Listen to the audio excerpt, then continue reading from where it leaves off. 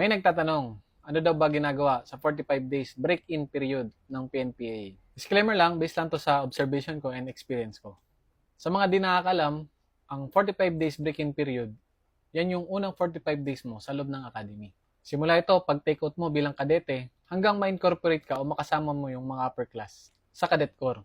Isa sa tinuturo dito ay yung drills and ceremony. Dito tinuturo kung paano magparada and marching. Tinuturo din yung mga different formations tulad ng platoon, battalion, and regimental. Sa una, tinuturuan muna kayo ng walang rifle. Then pag medyo marunong na kayo, sinasama na ng rifle and tinuturuan na kayo ng basic rifle execution.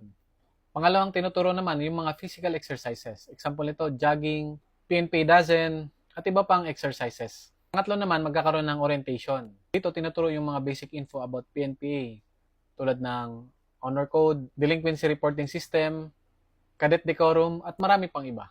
Pang-apat naman, tinuturuan mag-memorize and internalize ng mga plebe knowledges. Ito yung mga written doctrines na kailangan mong i-memorize.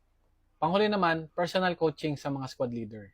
Ang mga squad leader, sila yung mga immediate supervisor mo. Mga upper class yan. Sa time namin, mga second class na incoming first class. Dito, sinashare nila yung knowledge and experience nila para ma-motivate and inspire yung mga bagong mga kadete. Lahat ng sinabi ko kanina na dapat maituro sa mga bagong kadete, minimake sure nila na dapat matutunan mo yon.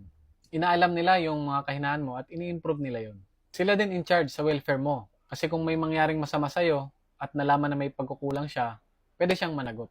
Minsan, nagpo-provide din sila ng kailangan mo. Lalong-lalo na hindi ka pwedeng maghawak ng pera at hindi ka pwede lumabas para makabili ng kailangan mo.